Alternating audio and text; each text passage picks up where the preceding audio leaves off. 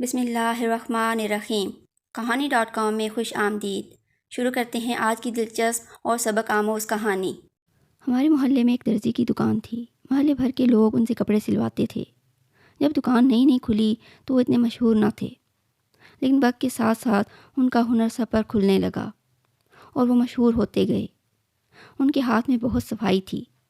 وہ قطر بیوند کے ماہر اور پختہ کار درزی تھے۔ تبھی محلے کے اطراف سے بھی لوگ ان سے کپڑے سلوانے کو آنے لگے۔ بیر جی ٹیلر اتنے مشہور ہو گئے کہ شہر بھر سے واسکٹ اور شیروانیاں سلنے کو آنے لگیں۔ بیر جی بابا مسلمان تھے، لیکن انہوں نے نام سکھوں والا رکھا ہوا تھا۔ دراصل جب برصغیر کا بٹوارہ ہو رہا تھا، وہ بھی قافلے والوں کے ساتھ ہجرت کر کے آ رہے تھے۔ جب وہ مشرقی پنجاب کے ایک گاؤں تک پہنچے تو بلوائیوں نے حملہ کر دیا۔ کافی مسلمان مارے گئے، لیکن ایک سکھ نے جس کا نام بیر جی تھا، ان کو اور ان کے کنبے کو کسی طور بچا لیا اور اپنے گھر میں چھپا دیا۔ اس طرح ان کی اور ان کے خاندان کے افراد کی جان بچ گئی۔ تبھی انیس احمد اس سکھ کے اتنے مشہور ہوئے کہ انہوں نے پاکستان صحیح سلامت پہنچ کر اپنا نام انیس سے بیر جی رکھ لیا، تاکہ اپنے محسن کو کبھی نہ بھلا سکیں۔ یہ گویا اس احسان کا بدلہ تھا جو بیر جی نامی سکھ نے ان پر کیا تھا۔ وہ ایک باکمال درزی تھے، لہٰذا نئے وطن آ کر بھی اپنے ہی پیشے کو اپنایا۔ بڑی دقتوں سے کرائے پر دکان حاصل کی اور اپنے ہنر سے روزی کمانے لگے۔ پاکستان آنے کے 7 ماہ بعد بیر جی کی بیوی نے ایک مردہ بچے کو جنم دیا اور اللہ کو پیاری ہو گئی۔ بیر جی اپنی بیوی کو بہت چاہتے تھے۔ وہ ان کی زندگی کی ساتھی اور دکھ سکھ کی شریک تھی۔ بیوی کی موت کا ان کو اس قدر غم ہوا کہ وہ گمسم ہو کر رہ گئے۔ کئی دن گزر گئے، حتیٰ کہ 2-3 ماہ وہ اس صدمے سے نہ نکل سکے۔ اب ان سے کام بھی نہ ہوتا تھا۔ کپڑے سینے بیٹھتے تو الٹی سیدھی سلائی کر کے رکھ دیتے۔ قطر بیوند میں ایسی غلطیاں ہونے لگیں کہ سارے کپڑے کا ستیہ ناش ہو جاتا۔ شیروانی کا پاجامہ بن جاتا، پاجامے کا کرتا سل جاتا۔ ایسی ذہنی کیفیت ہوئی کہ کام پر گرفت باقی نہ رہی۔ اس طرح چند دنوں میں بیر جی کی ٹیلرنگ کی دکان بند ہو گئی۔ ہاتھ پر ہاتھ دھر کر بیٹھ جانا 100 بیماریوں کی ایک بیماری ہوتی ہے۔ بیر جی کی بھی ذہنی حالت بگڑنے لگی۔ خالی وقت میں سوچیں اپنا دائرہ اس قدر تنگ کرنے لگیں کہ انہیں دم گھٹنے کی تکلیف ہو گئی۔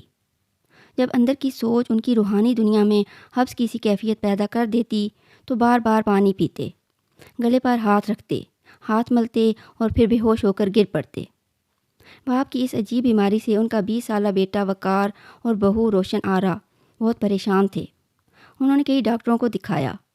سبھی نے کہا کہ ان کو کوئی بیماری نہیں ہے، بس ذہن پر دباؤ ہے۔ زیادہ غم کرنے سے ان کی ایسی حالت ہو جاتی ہے۔ خوش رہیں گے تو خود بخود ٹھیک ہو جائیں گے، اور خوش رہنا بیر جی کے اپنے بس کی بات نہیں تھی۔ ابھی وہ سنبھلنے نہ پائے تھے کہ خدا نے ان کو ایک اور کڑی آزمائش سے دوچار کر دیا۔ ہوا یہ کہ ایک روز صبح سویرے وقار سو کر اٹھا تو دیکھا نل میں پانی نہیں آ رہا ہے۔ سردیوں کی آمد تھی، اسے مسجد جانے کی جلدی تھی۔ تبھی اس نے صحن میں رکھے گھڑے کا پانی بالٹی میں ڈالا اور نہا لیا۔ جب نماز پڑھ کر آیا تو اسے اپنا سر بھاری بھاری لگا۔ گھر آتے ہی وہ چکرا کر بستر پر گر پڑا۔ تبھی اسے تیز بخار نے آ لیا۔ ہاتھ پاؤں میں کھنچاؤ شروع ہو گیا اور وہ زور زور سے سر کو ادھر ادھر مارنے لگا۔ بیر جی بیٹے کی یہ حالت دیکھ کر گھبرا گئے اور بھاگے بھاگے حکیم صاحب کو بلا لائے۔ حکیم نے وقار کی حالت دیکھی تو کہا، اسے ڈبل نمونیا ہو گیا ہے۔ یہ یکدم گرم کمبل سے نکل کر ٹھنڈے پانی سے نہایا ہے، تبھی ٹھنڈ نے پکڑ لیا۔ اس کی زندگی خطرے میں ہے، فوراً ہسپتال لے جائیں۔ روشن تو روتے روتے نڈھال ہونے لگی۔ رحم دل پڑوسی اپنی گاڑی پر ہسپتال لے گیا۔ بہرحال ڈاکٹروں نے اپنی سی کوشش کی، مگر وقار کی زندگی تھوڑی تھی۔ وہ جاں بھر نہ ہو سکا اور 3 دن بے ہوش رہنے کے بعد خالق حقیقی سے جا ملا۔ بیر جی تو پہلے ہی دل گرفتہ تھے۔ بیٹے کی موت نے رہی صحیح امید بھی ختم کر دی۔ جینے کی آرزو باقی نہ رہی۔ دیوانوں کی سی حالت ہو گئی۔ کم سن بہو کو اپنی بیوگی کا غم کچھ کم نہ تھا کہ نیم پاگل سسر کو بھی تھامنا پڑ گیا۔ اب بیر جی ایک زندہ لاش تھے۔ چلتے تو ہوش نہ ہوتا کہ کدھر پاؤں پڑ رہے ہیں اور کدھر کو رستہ ہے۔ گھر آتے تو بہو روتی ہوئی ملتی۔ باہر جا بیٹھتے تو گلی محلے کے لڑکے چھیڑتے۔ بال الجھے ہوئے، میلے کپڑے، بچے سودائی جان کر پتھر پھینکنے لگے۔ محلے پڑوس کے لوگ اچھے تھے۔ وہ اس کنبے کے حالات جانتے تھے، اس لیے ہمدردی کرتے تھے۔ عورتیں روز ہی روشن کے پاس آتیں اور اس کو تسلی دیتیں، سمجھاتیں، مدد بھی کرتیں۔ یوں زندگی کی گاڑی آگے جا رہی تھی، مگر یہ ہمدردیاں کب تک؟ پیٹ کا دوزخ تو اپنی کمائی سے ہی بھرتا ہے۔ ایک صاحب دل پڑوسن نے روشن کو مشین لے دی، دوسری نے سلائی کٹائی میں مدد دی۔ اس طرح اس کا کچھ دھیان بٹا اور اس نے گھر بیٹھے سلائی کا کام شروع کر دیا۔ آس پاس کی سبھی عورتیں روشن سے کپڑے سلوانے لگیں۔ یوں ایک تو کچھ پیسے آ جاتے اور دوسرے روز کوئی نہ کوئی عورت گھر آ جاتی اور کپڑے سلوانے کے بہانے تھوڑی دیر بیٹھ جاتی، ادھر ادھر کی باتیں کرتی۔ باتوں باتوں میں پتہ چل جاتا کہ آج روشن کا چولہا ٹھنڈا پڑا ہے۔ وہ کچھ ڈھارس دیتی، ہمت بندھاتی اور گھر جا کر جو پکا ہوتا اس میں سے کچھ کھانا بھجوا دیتی۔ اس طرح بیر جی کی بہو کا نہ صرف دل بڑھا بلکہ اس کا رجحان کام کی طرف ہو گیا۔ وہ سسر کو بھی سمجھاتی کہ چچا صبر کرو، جو قسمت کا لکھا تھا ہو گیا، اب رونے دھونے سے کچھ نہ ہوگا، آپ بھی دوبارہ دکان شروع کر دیں، کب تک تالا پڑا رہے گا، اللہ پر بھروسہ رکھیں، جلد ہم برے حالات سے نکل آئیں گے۔ سسر کو تو یہ غم کھائے جا رہا تھا کہ اگر میں بھی مر گیا تو جوان بہو کا کیا ہوگا، جو میرے بعد بالکل تنہا رہ جائے گی۔ روشن بیر جی کی سگی بھتیجی بھی تھی جو انہیں بیٹی کی طرح پیاری تھی، تاہم وہ دکان پر نہ بیٹھ سکے، اس پر ابھی تک تالا پڑا ہوا تھا اور دکان کا مالک بار بار تقاضا کر رہا تھا کہ کرایہ بڑھا دو ورنہ دکان بڑھاؤ، کسی دن تالا توڑ کر تمہارا سامان باہر پھینک دوں گا اور جو پچھلا کرایہ تم پر واجب ہے وہ بھی کھڑے کھڑے وصول کر لوں گا، اگر تم نے نہ دیا تو پھر تمہاری بہو تو ہے ہی، ہمیں کرایہ وصول کرنا آتا ہے۔ اس دھمکی نے بیر جی کا کلیجہ کاٹ کر رکھ دیا۔ انہوں نے اپنی سلائی مشین فروخت کر کے کرایہ ادا کیا، پھر بھی پوری ادائیگی نہ ہوئی۔ اب فروخت کرنے کو کچھ نہ تھا، دکان بہو واپس کرنے نہ دیتی تھی کہ گھر کے نزدیک اور مناسب جگہ پر ایسی دکان پھر نہ ملے گی۔ بالآخر بیر جی کو پھر سے دکان کی جانب متوجہ ہونا ہی پڑا۔ ان کا زیادہ وقت دوسروں کی دکانوں پر بیٹھ کر گزرتا تھا۔ ان دنوں وہ کافی بیمار بھی رہتے تھے، گلی میں چلتے چلتے گر پڑتے اور بے ہوش ہو جاتے۔ بہو آ کر منہ پر پانی کے چھینٹے مارتی، ہاتھ پاؤں ملتی اور سہارا دے کر گھر کے اندر لے جاتی۔ اس طرح محلے کے کچھ آوارہ خصلت لڑکوں نے اپنی گندی ذہنیت کی وجہ سے الٹی سیدھی باتیں کرنا شروع کر دیں۔ یہ باتیں تیر کی طرح بیر جی کے دل کو لگیں۔ ایک روز بہو سے کہا، بیٹی روشن آرا، آج تم سے ایک بات کہنا ہے، میری بات کا ہرگز برا مت ماننا۔ بیٹی تم دوسری شادی کر لو، محلے کے دکاندار کئی رشتے بتا رہے ہیں۔ چچا اگر میں نے شادی کر لی تو آپ کا کیا ہوگا؟ آپ کو کون کھانا دے گا؟ آپ تو در در کی ٹھوکریں کھائیں گے۔ سسر نے کہا، بیٹی تو میری پرواہ مت کر، اگر تو نے شادی نہیں کی تو میں خودکشی پر مجبور ہو جاؤں گا۔ یہ دنیا بری جگہ ہے، چچا ہم یہ محلہ تبدیل کر لیتے ہیں۔ ہم یہ محلہ تبدیل کر لیں گے تو اگلے محلے والے ہمیں تنگ کریں گے، جگہ بدل لینے سے لوگ نہیں بدلتے، یہاں محلے کے آوارہ لڑکے تمہارے بارے میں غلط فکرے کہتے ہیں، وہاں بھی کہیں گے۔ چچا پھر مجھے چند دن سوچنے کا موقع دو، میں آپ کو ایک ہفتے کے بعد اپنے ارادے سے آگاہ کر دوں گی۔ محلے کی ایک بیوہ عورت خالہ محمودہ روشن کے پاس سلائی کے کپڑے لے کر آیا کرتی تھی۔ وہ محلے کے بہت سے گھروں سے کپڑے جمع کر کے اس کو لا دیتی تھی۔ اس سلائی کی اجرت میں سے وہ تھوڑا سا کمیشن خالہ کو دے دیا کرتی، یوں روشن کو خود گھر گھر جانا نہیں پڑتا تھا۔ اس روز محمودہ خالہ آئی تو اس نے روشن کو بہت پریشان دیکھا۔ پریشانی کی وجہ پوچھی تو روشن رونے لگی اور تمام احوال بتا کر کہا، خالہ تم ہی میری مدد کر سکتی ہو، مجھ پر ایک احسان کرو، تم چاہو تو میری پریشانی دور ہو سکتی ہے۔ اس عورت نے وعدہ کر لیا۔ روشن بولی، خالہ تم بھی عین جوانی میں بیوہ ہوئیں اور میرے چچا بھی، ابھی آپ لوگ اتنے بوڑھے نہیں ہوئے، چچا 45 کے ہوں گے، آپ ابھی 40 کی نہیں ہوئی ہو، چاہو تو دوسری شادی کر سکتی ہو۔ کیا مطلب ہے تمہارا روشن؟ محمودہ خالہ نے حیرت سے پوچھا۔ میرا مطلب صاف ہے، روشن نے ہاتھ جوڑ کر التجا کی، آپ کا کوئی سہارا نہیں، کوئی کفالت کرنے والا نہیں ہے، کبھی کسی کے گھر کام کرتی ہو، کبھی کسی گھر 2 وقت کی روٹی کی خاطر خادمہ بن جاتی ہو، در در بھٹکتی ہو۔ اس سے اچھا ہے کہ میرے سسر سے نکاح کر لو، کم از کم یہ گھر تو تمہارا اپنا ہو جائے گا اور سب کی زبانیں بھی بند ہو جائیں گی، میں چچا اور تمہاری خدمت کروں گی اور تم عزت کی زندگی جیو گی۔ روشن نے اس طرح بلک کر التجا کی کہ حالات کی ستائی ہوئی محمودہ بھی کچھ سوچنے پر مجبور ہو گئی۔ وہ بیوگی کے بعد اپنے ماموں کے در پر پڑی تھی، جس کی بہویں اسے بہت تنگ کرتی تھیں، اکثر تو کھانے کو بھی نہیں پوچھتی تھیں۔ کچھ سوچ کر خالہ محمودہ نے نیم رضامندی سے کہا، اچھا 1-2 دن میں بتا دوں گی، ماموں سے تو صلاح لے لوں۔ اس کا ماموں تو عرصے سے چاہتا تھا کہ بیوہ بھانجی نکاح ثانی کر لے تاکہ سر سے بوجھ ہلکا ہو۔ اس نے فوراً رضامندی ظاہر کر دی۔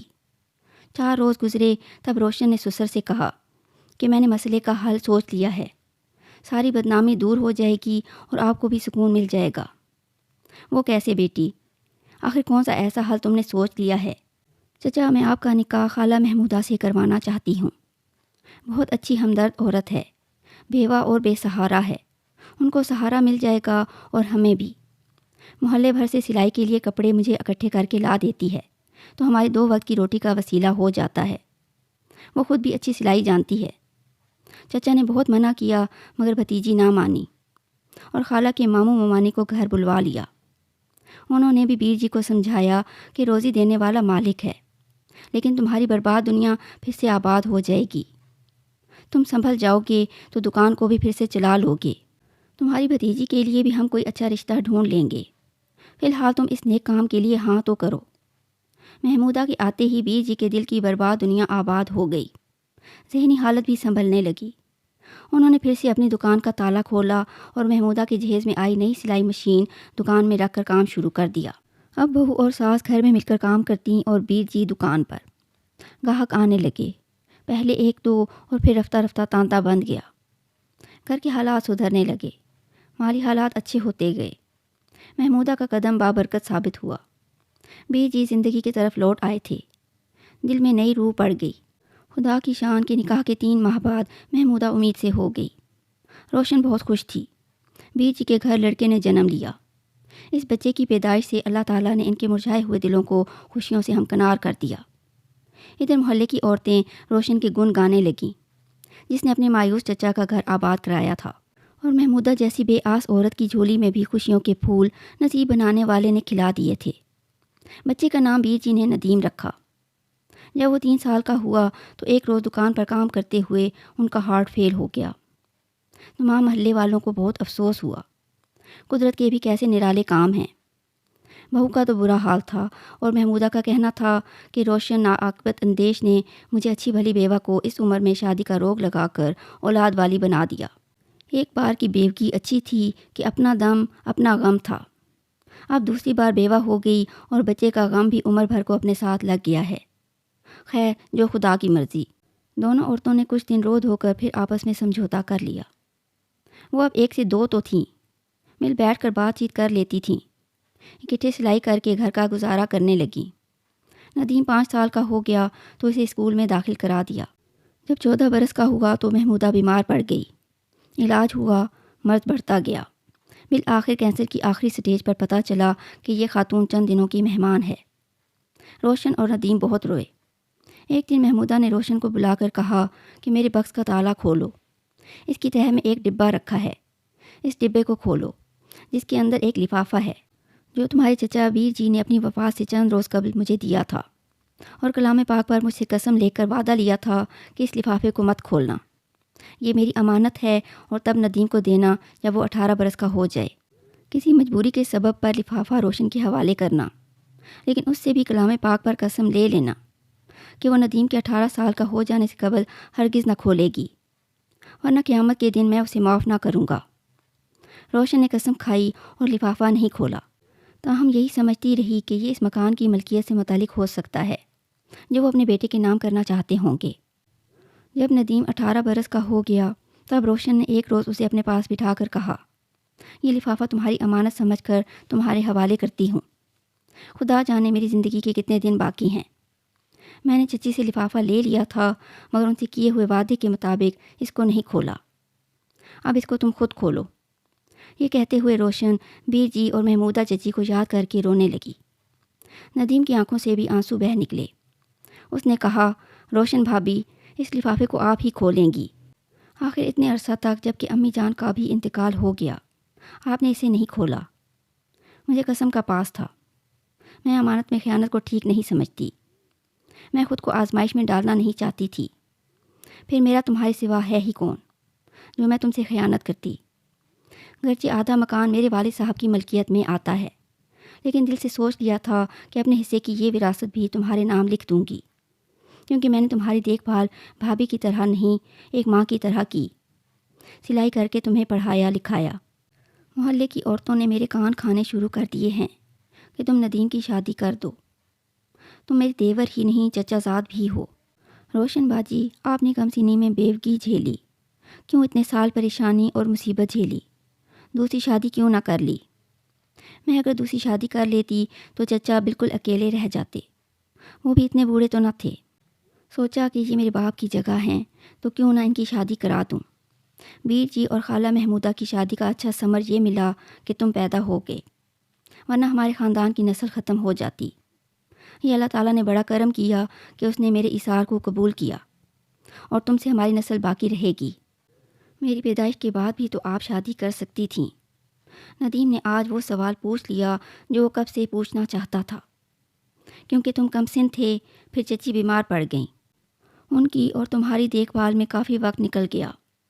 تم لوگوں کی کفالت بھی میری ذمہ داری تھی، تبھی شادی کا خیال دل سے نکال دیا۔ روشن کی باتیں سن کر نیک دل ندیم کی آنکھوں سے بہتے آنسو تھمتے نہ تھے۔ تبھی روشن بولی، وقت گزر گیا ہے، اب رونا دھونا چھوڑو اور جو بات اہم ہے اس کی جانب توجہ دو۔ آپ اسے کھولیں۔ ندیم بولا، اس لفافے کو میں نہیں کھولوں گی، اس کو تم ہی اپنے ہاتھوں سے کھولو۔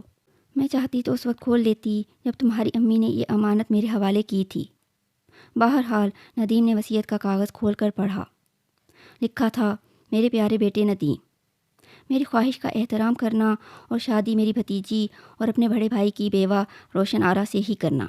روشن تم سے بڑی صحیح، مگر اس سے کچھ فرق نہیں پڑتا۔ تم دونوں میری اس آخری خواہش کو ضرور پورا کرنا تاکہ میری روح کو سکون مل جائے۔ والد کی تحریر پڑھ کر ندیم تو ششدر رہ گیا۔ روشن بھی سوچ میں پڑ گئی کہ چچا یہ کیسی وصیت کر گئے ہیں، تاہم وہ دونوں نہ چاہتے ہوئے بھی بیر جی کی اس خواہش کا احترام کرنے پر مجبور تھے۔ ندیم اس تحریر کو لے کر محلے کے مولوی صاحب کے پاس چلا گیا تاکہ اس کی بے چین روح کو سکون مل جائے۔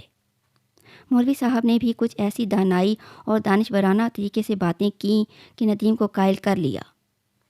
مولوی صاحب نے کہا، بیٹا ویسے تو باپ کی اس ہدایت کا ماننا یا نہ ماننا تمہاری اپنی مرضی پر منحصر ہے۔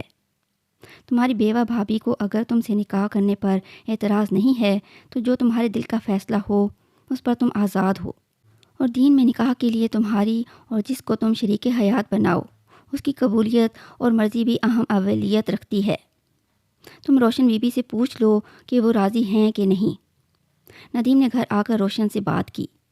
وہ کہنے لگی کہ میں بھی روحانی طور پر چچا جان کی اس تحریر سے پریشان ہو گئی ہوں، چاہتی ہوں کہ تم مجھے مولوی صاحب کے پاس لے چلو۔ مولوی صاحب ایک سمجھدار انسان تھے۔ انہوں نے روشن سے کہا، فیصلہ اور مرضی آپ کی اپنی ہے، لیکن اگر آپ دونوں کا دل مانے تو یہ بھی اچھا فیصلہ ہوگا کہ آپ کی تمام ریاضت اور خدمت کا صلہ مل جائے گا۔ بہرحال جو فیصلہ کریں سوچ سمجھ کر کریں۔ روشن نے کافی سوچا، محلے کی کچھ خیر خواہ ملنے والیوں سے بھی تذکرہ کر کے مشورہ لیا۔ انہوں نے بھی یہی مشورہ دیا کہ اگر ندیم راضی ہو تو تم انکار مت کرنا۔ دونوں نے سوچ بچار کے بعد بالآخر یہی فیصلہ کیا کہ وہ بیر جی مرحوم کی خواہش کا احترام کریں گے اور ان کی ہدایت پر عمل کریں گے۔ جب دونوں کے دل ایک دوسرے کو قبول کرنے پر راضی ہو گئے تب انہوں نے مولوی صاحب سے کہا کہ وہ اپنی مرضی، رضا اور خوشی سے ایک دوسرے کے شریک زندگی بننا چاہتے ہیں۔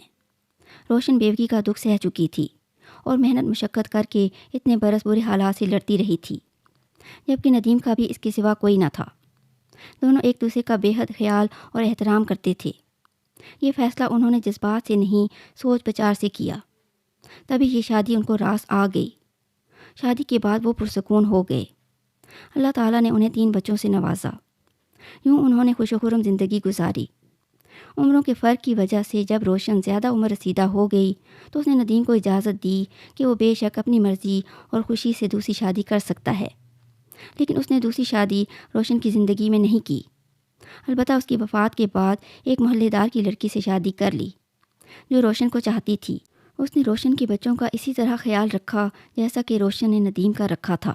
یہ تھی آج کی کہانی۔ اگر ویڈیو پسند آئے تو اسے لائک اور شیئر کریں، چینل کو سبسکرائب کریں اور بیل نوٹیفیکیشن آن کر دیں تاکہ ہماری آنے والی ہر کہانی آپ کو بر وقت مل سکے۔ کمنٹس میں اپنی قیمتی آراء سے ضرور آگاہ کریں۔ اپنا اور اپنے چاہنے والوں کا بہت زیادہ خیال رکھیں۔ اللہ حافظ۔